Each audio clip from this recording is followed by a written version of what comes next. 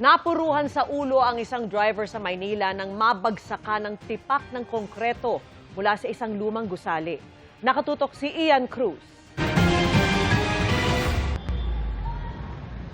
Kita sa video ang pagbuhat ng ilang katao sa isang lalaki. Sugatan kasi ang isang rider ng tok-tok na ito nang mabagsakan sa ulo ng tipak ng konkreto. Mula raw yan sa isang lumang gusali sa kanto ng Avenida at Recto Avenue sa lungsod ng Maynila. Ayon sa ilang saksi, pasado 1:00 ng hapon nang bumaba ng kanyang tok-tok ang biktimang si Miguel Gonzales, 43 taong gulang. Nang bigla na lang daw may marinig silang malakas na ingay. Malagkas mo ba yung bagag, sabi ko gano'n. Kala ko nga banggaan eh. Tapos pagtingin namin yung bubagsak po pala yung building. Agad din nila sa Jose Reyes Memorial Medical Center ng biktima dahil sa pinsalang tinamo sa ulo. Ayon sa chairman ng Barangay 313, conscious na ang biktima sa ospital. Kausap ko na, si Susan, conscious naman po na yung anak niya. Yun lang maraming gagawin sa kanya, kaya siguro tutulungan na rin po natin ng barangay ko. Sarado naman ang portion ng Recto Avenue malapit sa kanto mismo ng Avenida. Pag-iingat ito ng mga otoridad at City Engineering Office para wala nang mapahamak pa sa gusali na 6 na taon na raw walang nag-ookupa. For investigation lang daw po, after nyan, gagawa na nila ng safety remedy muna ko. Para sa GMA Integrated News, Ian Cruz, Nakatutok, 24 oras. Sa gitna ng kinakaharap niyang 4 na impeachment complaint, idiniin ni Vice President Sara Duterte na wala itong kinalaman sa kanyang kandidatura sa pagkapangulo sa 2028. Na ipagpaalam na rin anya ang plano sa kanyang ama. Nagbabalik si Ian Cruz. Ilang araw matapos maihain sa Kamara ang mga panibagong impeachment complaints laban kay Vice President Sara Duterte. Ako si Sara Duterte, tatakbo bilang Pangulo ng Pilipinas. Nagdeklara siya ng pagtakbo bilang Pangulo sa eleksyon sa 2028. Pero paglilinaw ng bise, walang kinalaman ng impeachment complaints sa desisyon niyang tumakbo bilang Pangulo. Kahapon, bukas, ngayon, ang impeachment ay nandyan. Ang pagdidesisyon ko, hindi kasali yung factor ng impeachment. Kasi plano na yan ng administrasyon eh.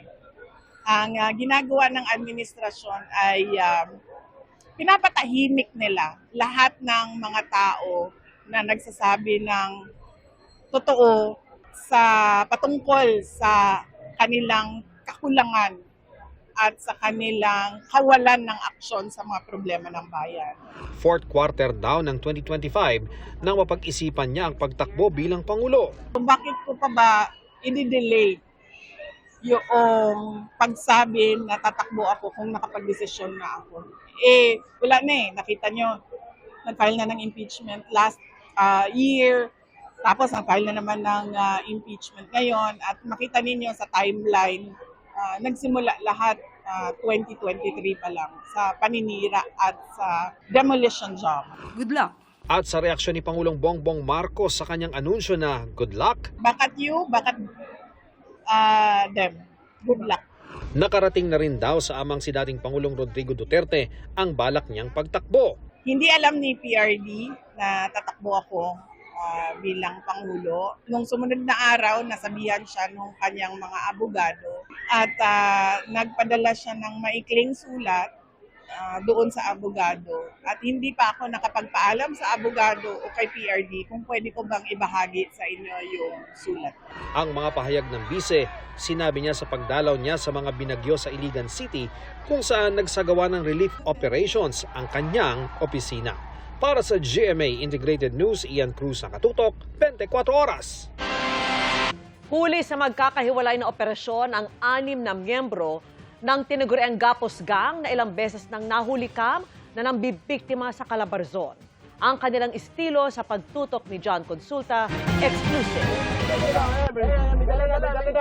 Kuha sa dashcam video na ito, Agosto pa nung nakaraang taon, ang aktual na pag-atake ng isang armadong grupo sa isang bahay sa Santo Tomas, Batangas. Kita rin ang tinangay nilang vote galing sa loob ng bahay, kung saan iginapos pa nila ang mga nakatira doon. Ang parehong insidente nangyari rin nito lang nakaraang buwan sa Calamba naman sa Laguna. Sinabayan ng grupo ang pagpasok sa bahay ng sasakyan ng kanilang target. Ginapos din ng biktima sa katinangay ang pera at flat screen TV. Pati mga tako sa bilyar ng biktima, hindi nila pinatawad. Kinabukasan, isang bahay pa sa Santa Rosa, Laguna ang kanilang pinasok. Kabilang ang mag-asawang si Denver at April, di nila tunay na pangalan sa mga nilooban din daw ng mga suspect sa kanilang bahay sa Infanta, Quezon. Hindi rin daw malilimutan ang ginawang pananakit sa kanila ng mga suspect. Yung baril nila na 45 pinukpok sa ulo ko at sinipa ako sa likod.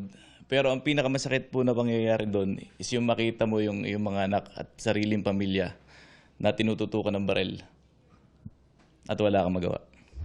Ayon sa Calabarzon Police, ang mga suspect ay miyembro ng tinaguriang Gapos Gang. Ang ginagawa nila is sinasabayan nila yung magiging biktima pagpasok ng bahay, ginagapos, saka tinatakpan ng bibig sa pamamagitan ng plastic tape yung mga magiging biktima nila. At pag nasa loob na sila ay kanilang kinukuha yung mga mamahaling mga gamit ng mga biktima. Nakakuha tayo ng mga CCTV footages. Doon na natin na-identify yung members ng grupo na ito. Naaresto ng Regional Intelligence Division 4A at Calabarzon Police ang 6 sa kanila sa magkakahiwalay na operasyon sa Pasay City, Quezon Province at Cavite. Na-recover din ang 2 sa mga sasakyang ninakaw ng grupo at mga gamit umano nila sa pamubusal at paggapos sa mga biktima. Lumalabas na bukod sa robbery, sangkot sa carnapping, droga at papunta na sana sa kidnap for ransom ang galaw ng grupo. Ang mas nakakagulat pa nang matukoy kung sino ang mastermind ng grupo. Yung kanilang pinuno ay isang dating pulis na nakakulong ngayon sa Leyte sa kasong kidnap for ransom. Paano nagbibigay ng instruction itong dating pulis na ito sa mga miyembro ng grupo nila dito sa mga kasama nila na nasa labas? Yung ang nakakalungkot, paano nangyari yun? Sinusubukan pa ng GMA News na makuha ang kanilang panig. Tuloy-tuloy yung follow-up operation ng Calabarzon Police para maaresto ang natitira na lamang na isang membro ng Gapos Gang. Para sa GMA Integrated News, John Consulta, nakatutok 24 oras.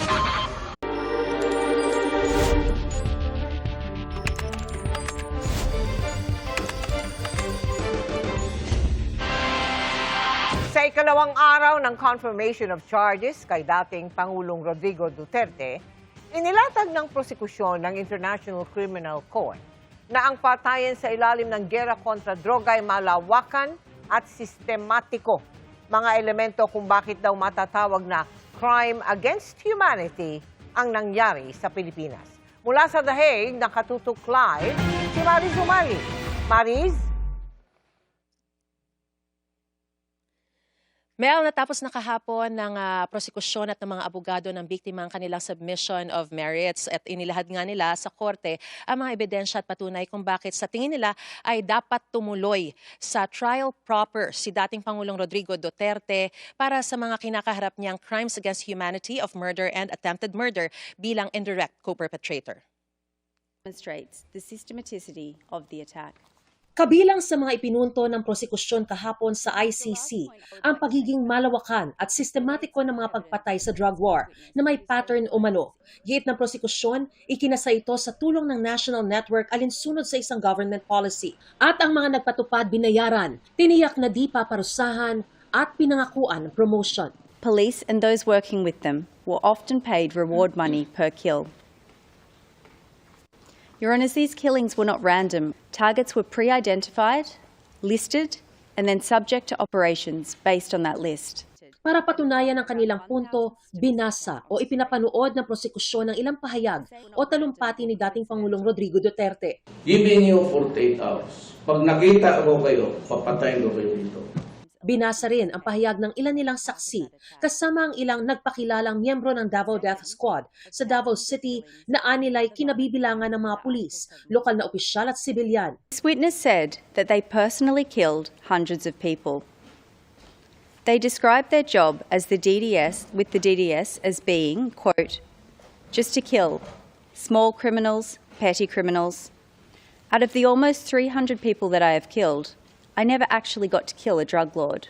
Para patunayang ginawang nationwide ang dating operasyon lang sa Davao City, ipinakita nila ang memorandum circular ni Bato de la Rosa na inilabas sa unang araw ni Duterte sa palasyo na nagsaad na iniutos umano ni Duterte ang pag-neutralize sa mga kriminal. Kasama rin sa mga ebidensya ang accomplishment report ng PNP at PIDEA. The administration admitted that 3,967 drug personalities died in anti-drug operations in the first year and a half of Mr. Duterte's presidency. The Philippine Drug Enforcement Agency, or PIDEA, admitted that 5,281 drug personalities died in anti-drug operations. These admissions corroborate the widespread nature of the attack.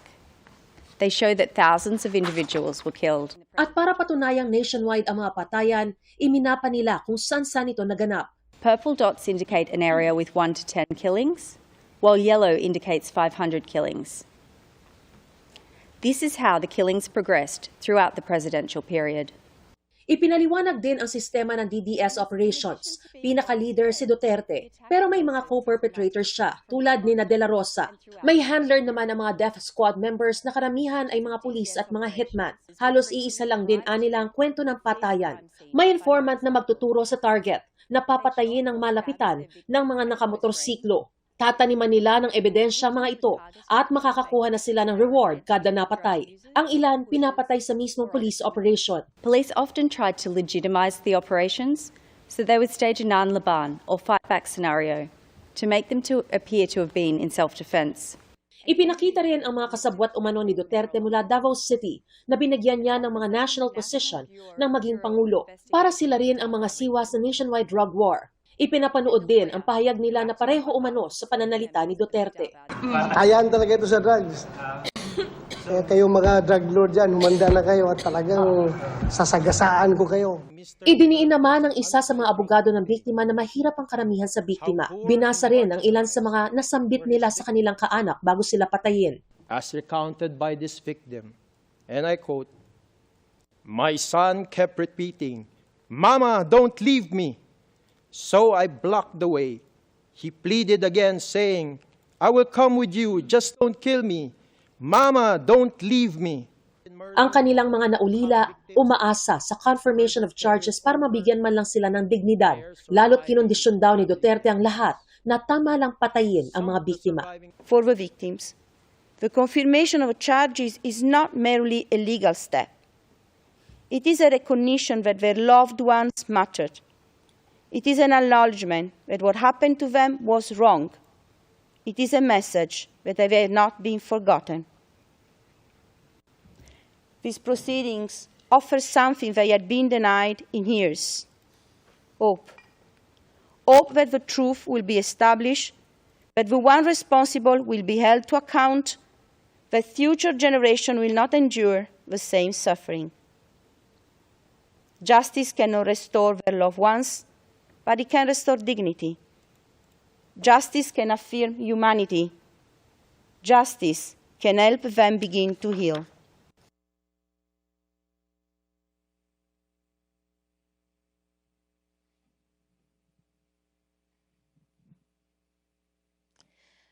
Mel, bukas ang araw naman o buong araw ay nakalaan naman para sa mga abogado ni dating Pangulong Rodrigo Duterte at panunuorin daw ito sa loob mismo ng court gallery ng ilang mga kaanak ng mga biktima. Sa press conference naman na ginanap kanina ng mga abogado ng biktima, kanilang binanggit at tinalakay na inaasahan daw nila na palalawigin lamang ni Attorney Nicholas Kaufman yung mga nauna na niyang sinabi sa kanilang opening statement at kabilang daw dito yung paggiit na hindi naman daw talaga inutos ni dating Pangulong Rodrigo Duterte yung pagpatay kundi depensahan ng kanilang sarili kapag may manlaban. At tinalakay din ng mga abogado yung proseso kung paano nag-apply mga biktima para mapabilang dito sa kaso ni dating Pangulong Rodrigo Duterte at may kabuuang 539 victims victims all in all na kabilang. At kung sakasakaling tumuloy daw ito sa trial proper, ay kailangan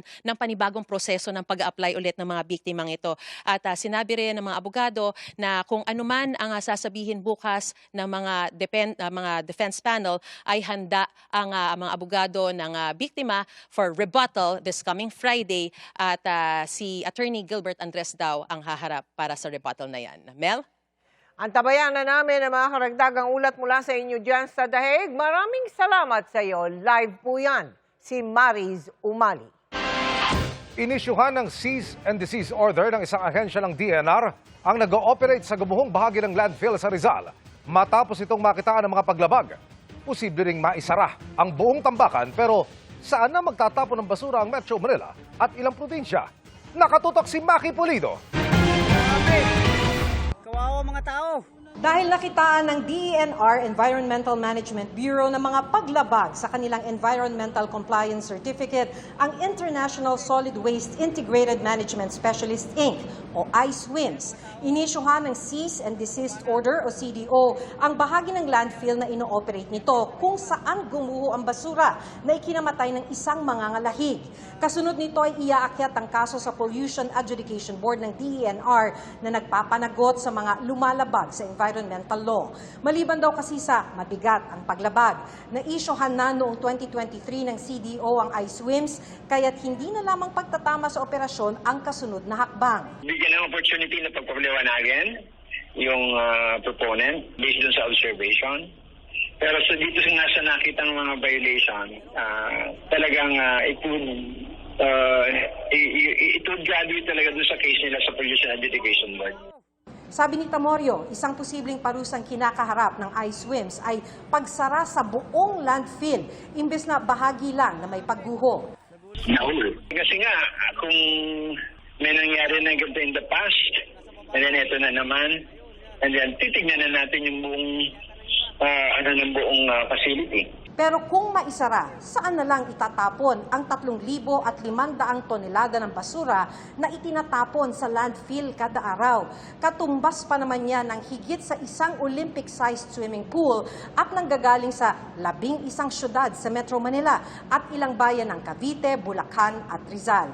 Wala pang pahayag ang MMDA kaugnay sa magiging alternatibong tapunan ng basura sakaling tuluyang maipasara ang landfill. Sa investigasyon ng DENR-EMB Calabarzon, lumabas na higit sa sukat at dami ng basura ang itinambak sa isang bahagi ng landfill kaya ito gumuho. Dagdag nito, hindi rin na isasaayos ang slope ng basura. Hindi natakpan ng maayos ang ilalim at taas ng nakatambak na basura kaya tumatagas din ang katas nito. Kulang nga rin daw ang stockpile ng lupa na ipapatong dapat sa itinambak na basura at wala ring accredited pollution control officer. Ito yung nag-ensure yung compliance dun sa mga condition ng ACC. Kung walang accredited PCO, paano natin na-ensure? Sa ngayon ay self-monitoring o nagre-report lamang ang ISWIM sa kanilang pagsunod sa ECC. Pero pinag-aaralan ng DENR ang pagbuo ng monitoring team na bubuuin kasamang LGU at ilang stakeholder. Tumanggi munang magbigay ng pahayag ang ISWIMS kaugnay sa mga pahayag ng DENR-EMB. Tuloy naman ang paghahanap sa 2 nawawala pa sa pagguho. Para sa GMA Integrated News, Maki Pulido, nakatutok 24 oras.